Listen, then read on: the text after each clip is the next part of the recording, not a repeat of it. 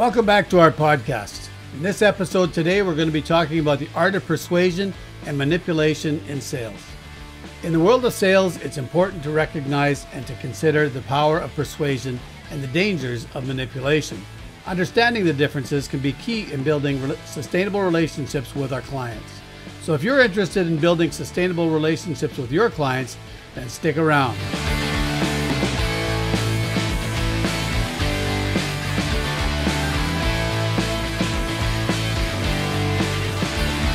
So welcome back. I'm here with my friend Greg DeMarco, and we're talking about the art of persuasion and manipulation in sales.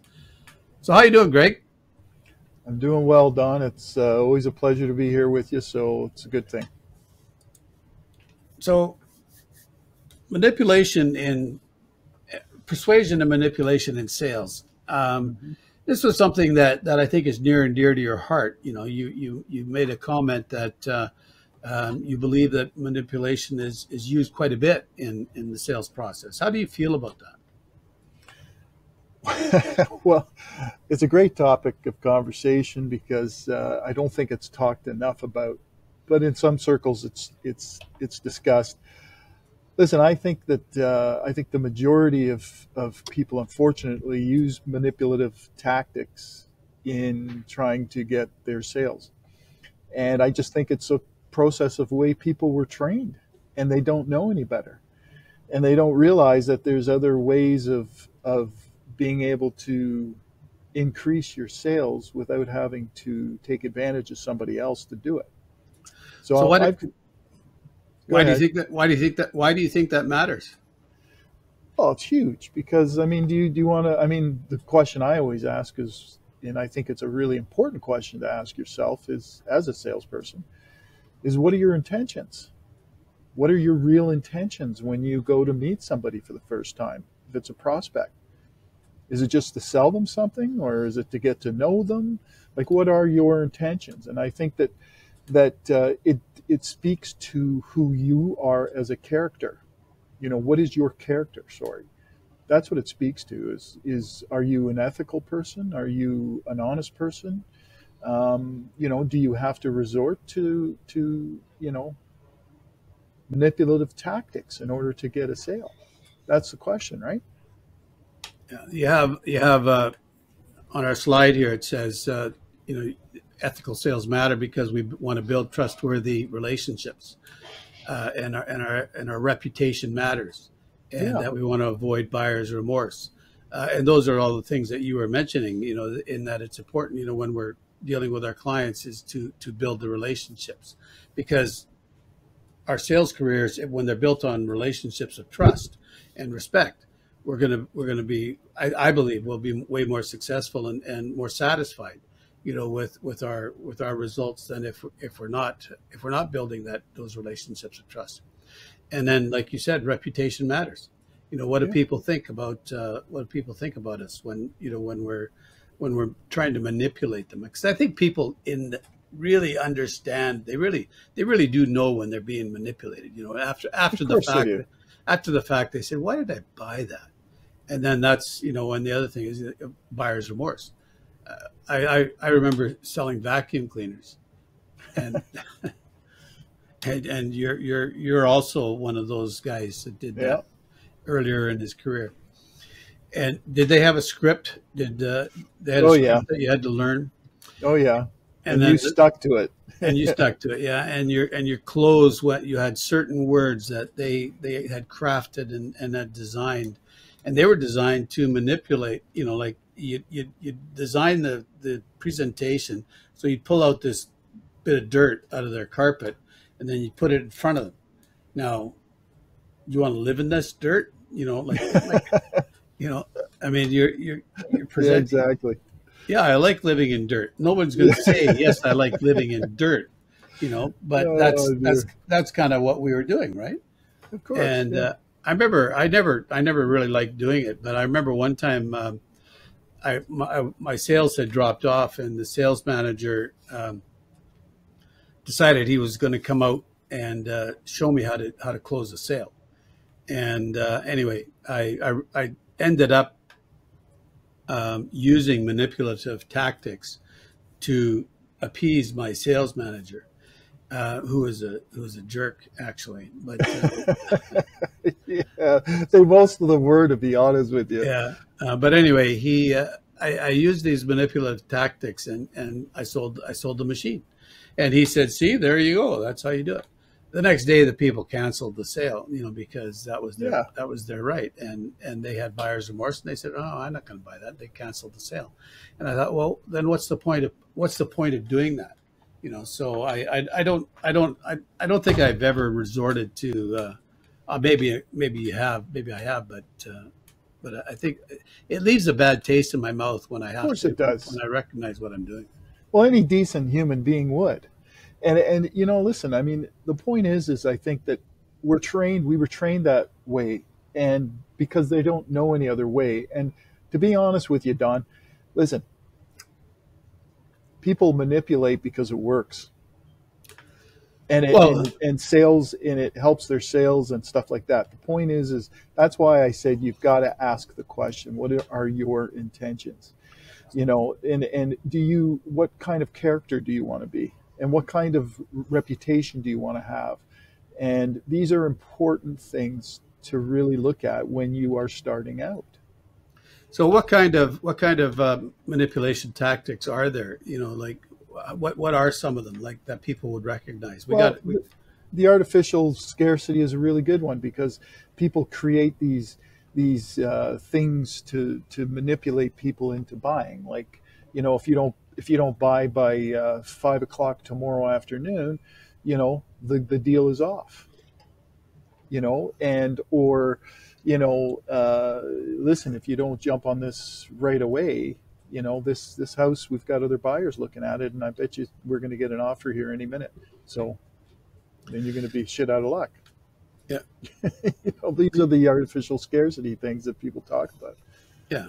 Sometimes scarcity is a real real thing, and it is a motivator in a transaction. Like if you have a one off, if you have a very unique product, there is scarcity. So Yeah, but setting expectations is one thing. Like I remember in the boat business, for example, we had this boat that had a specific engine and a specific package that was it. We weren't getting any more of it in. I would basically say to the people, listen, I'm not using this as a scare tactic. I am telling you honestly, this is blah, blah, blah, blah, blah. And there are other interested parties. So just bear that in mind. And then that was the last time I mentioned it. And I went on and talked about what the boat was. But, there are times where that's going to be, a specific situation where, yeah, it's going to be scarce. But that and making something up just to get somebody to buy is two different things, right?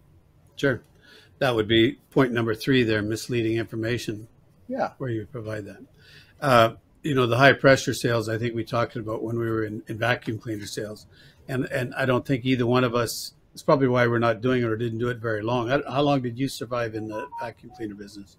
I think 3 months. And I Yeah, went to the luggage business and lasted 4 days. And then I said, that was it. I'm not doing this. This is just not me.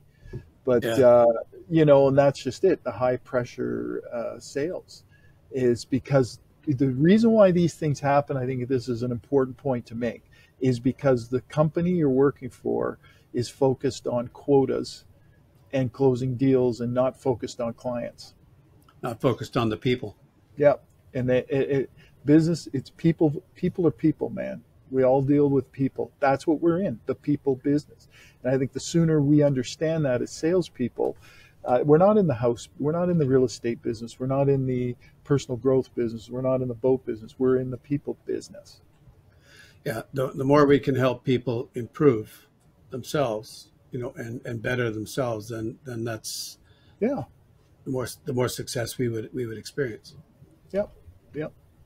So ethical persuasion techniques, that would be different than the manipulation. Yeah. So So I employ this specific outline to a lot of my coaching and mentoring because, listen, I believe that it's all about conversation. It's about having a conversation with somebody. For example, and I've said this lots of times, and people look at me sometimes, the real dominant personalities and the ones that are really, aggressive. And I say, I don't go into a situation with a prospect or a lead to sell them anything. I never do. I go into it to get to know them because I don't know if they're the right person for me. I don't know if I'm the right person for them. So I go into the situation trying to understand who they are as a person, getting to know them, building some rapport, using storytelling, which is one of the first things here, an authentic story about other people who have actually, had results from using me, you Yeah, know. But it comes down to active listening too. You have to yeah, ask questions and you have to listen to what the answers are. yeah. The storytelling, I think, is very effective. I think it's because we think in stories.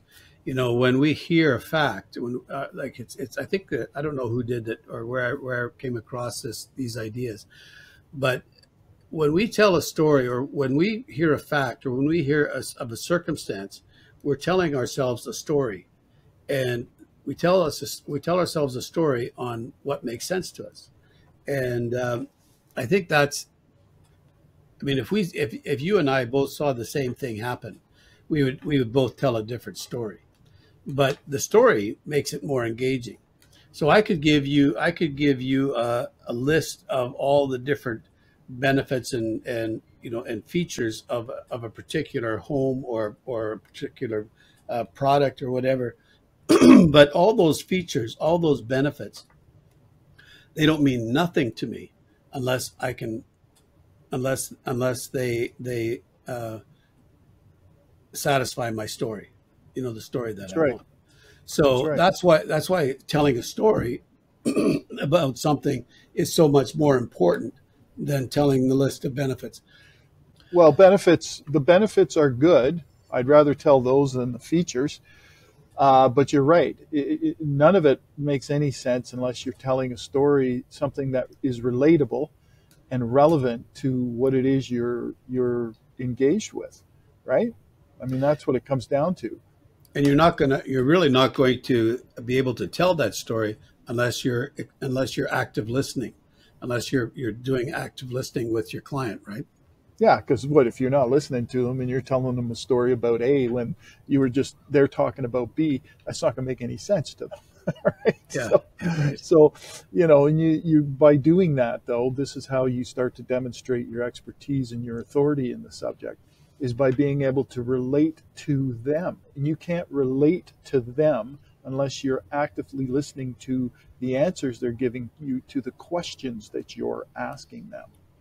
And when we start to get in tune with these people that were our buyers, our prospects, their leads, whoever you want to call them, when we start to understand that, then we can create scenarios which are conducive to win-win situations for them and for us.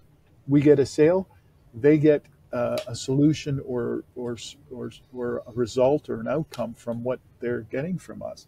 It's listen, influence is another thing that we don't talk. It's being talked about a lot now, and of course John Maxwell talks about influence. And what's interesting about influence is it's the power to change or affect someone or something. And I'd much rather be an influencer for the right reasons with people and influence an outcome that's desirable to both them and us than trying to manipulate a situation because I'm not smart enough to figure out that these people are smart. They know what's going on.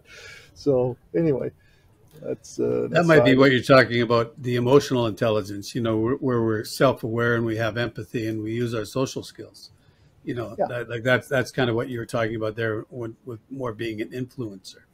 yeah, and I, I think that's really important because the emotional intelligence side of it is really understanding and wanting. Now, this is the distinction. It's understanding and wanting to understand someone else's situation, having empathy, and and asking them questions about them and what their struggles are. What is it that they want to change in their life, right? This is an area I think where some personality styles don't naturally get this. Um, the empathy and some of the social skills are a little more difficult for them. So Kind of like your personality type. yeah, I was thinking about that. Uh, but when we're self-aware, right? When I become Yeah, self-aware that may not be one of my strong suits, then I can make an adjustment, and I think being self-aware helps me to become more emotionally intelligent. See, I of would course never it does. make, yeah, yeah. But I won't that say is anything. true. Yeah, you were going to say I something was there. I I, know. I was going to say something. Yeah, it was going to might have had something to do with. Never mind. We won't go there. See, I'm emotionally intelligent enough to know when not to say stuff, but sometimes not. Well, Sometimes I just, you can always edit it out. yeah, yeah, yeah. Well, Uh, that's the advantage of being the editor, right? But anyway, yeah, but self awareness is the right approach, right? You I teach like, that. yeah, I like that in John Maxwell's growth, the 15 invaluable laws of growth. The law of awareness is, I think, the number two law. And to me, I think it should be number one, but Yeah, so do I. I think he made it the number two law, but the law of awareness is just, you know, when we're aware, you can't change anything until you're aware of it. You can't change anything That's right. until you're aware that it's a problem. And that's, I think, a very important factor when we're dealing with people. It We is. can't help them. We can't help them until we're aware of what their problem is. We can assume we know what their problem is, but we don't. We're not. We're not. If we're not actively listening to them, we're not going to be fully aware of what their problem is. No, and I teach this in our mindset awakenings course. But listen, it's a certain awareness. There's different levels of awareness, right? The second level is being able to say, okay, something's not right. I need to make a change. You may not know what that change is. You may not know what you need to change, but you've come to the awareness that something has to change. And that's usually when people start looking to make some changes by hiring coaches, mentors, whatever. But you're right. And you have to get to a point where you can actually understand that level of awareness. Otherwise, you're not. You're Yeah, not going to be able to do it.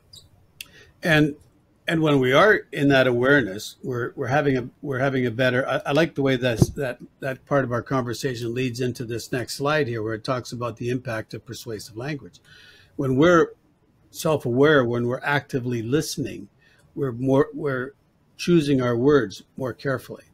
And when we're actively listening and more aware, we're better able to deal with objections. We're able to ask good questions. Like asking thoughtful, open-ended questions. Shows that we're genuinely interested in who that individual is and what their needs actually are. Yeah, I agree with you. I think that choosing your words wisely is always an important way to proceed with things because how we say things affects how people react or respond to it, right? Um, Dealing with objections, for example, I don't usually get a lot of objections, and that's just because I've asked the right questions in the beginning of our conversations to understand where people are at and hopefully cover those in the answers that I give. But objections are common, and we have to be able to know how to respond to those and not overreact to someone who's got obviously a problem with something, right? And in the last slide here, which says the power of questions, and that's really what it all comes down to. It's asking the right question is is really paramount in what we do in sales, for example, or building our business.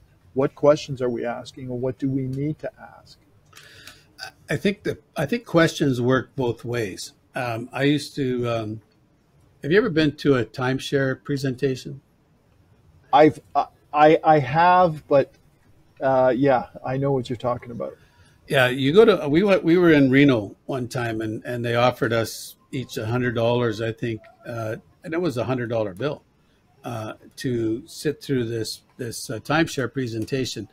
And I told Sonia, my wife, I said, okay, we're not going to ask any questions at the end. We're going to watch their presentation, and then we're not going to say nothing. And without us asking any questions, they didn't know what to do. Now, if they would have recognized that as, they might have been able to develop a strategy around it. But without asking questions, when we weren't asking questions, we were showing no interest in what they were offering. And I think that's one of the other, power of questions, is that the type of questions that a person's asking you about your product or about your services indicates their level of interest. If they're, Absolutely. or what they're interested in. We could, I think that's terrible. And we can go back to the self-awareness, slide before. If we're not aware of where they're coming from, we're going to miss all those clues that they give us, when we're talking. It's not that you're trying to manipulate or anything, but you just need to be self-aware. And if we're self-aware and actively listening to them, they're going to tell us what's important to them. Yeah. Yeah, I think that's a really good point, Don. And that's really what it comes down to. If they're asking you questions, then they're interested in what you had to say. If they're not asking you any questions, I think you're in trouble. Or Yeah. you get bold and you ask for the sale. Yeah, we didn't buy any timeshares that day. That's for sure. Where were you? In Reno? We were in Reno, yeah. Yeah, it's So interesting. this is, I think, one of the areas that you and I both believe a lot in is building and nurturing relationships, and that's communication, offering value, and creating an emotional connection with your client. I think are important issues. Yeah, Maya Angelou said it best. People may not remember what you said, or what you did, but they'll always remember how you made them feel. And feelings, despite the far right, I guess, who come out and say feelings are important, it's the facts. No, it turns out it's feelings. That's really what it comes down to, is how you affect people emotionally. We always some personality styles will always want to they think they're trying to make the decision logically, but we always make our decisions emotionally, and then we try to justify the logic later. Yeah. Yeah. So I But think it always comes down to feelings and emotions, because that comes out in your communication. It comes out in the value you want to communicate, and it comes out in the connections that you want to make with somebody. Yeah. How did you make them feel? They leave with a warm, fuzzy feeling, or did they leave with a grimy feeling, like, I got to get out of the room with that guy, I can't stand him? Yeah. These are really important emotional connections that you're talking about, right? Yeah. So, have we covered everything you'd like to cover here, Greg? yeah, I think so. I mean, if there's three things, I guess, that I'd say are really important, is I think asking what your intentions are with the people that you're meeting. I think that's an important question. Going into it with a take that, I want to get to know this person. I want to find out where they are in the process, and understanding what their problem is. I think that's really important, rather than going in without an intention at all. Prioritizing basically wanting to understand their needs and concerns, and building that trust and rapport, I think is paramount. It's good. I was, me, I've been fascinated with this AI technology that's available to us. Yeah. And I think that it can offer us some great insights. So what I did was I went into ChatGPT and I said, help me explain manipulation and persuasion to a fifth grader. And I thought I came up with some pretty interesting ideas. So manipulation to a fifth grader is when someone tricks or pressures you into doing something you might not want to do. They use sneaky tactics, make you feel like you have to say yes, and this can make people feel bad later because they didn't really want what they got. And then the fifth to discuss persuasion is when someone helps you understand why something is a good choice. And they are honest and kind, and they want you to be happy with your decision. And persuasion is about working together to find the best choice for everyone involved. And I just like the way that they did that. You know, it's yeah, that's a good explanation. yeah, it worked really well. So, Greg, I want to thank you again for your input. And Thank you. Is there anything else you want to say? Nope. I just thank you for having me on board. Yeah, and if we can answer any questions for you, we'll try to do that in a persuasive way and not a manipulative way. So have a great week and take care. Thanks. See ya.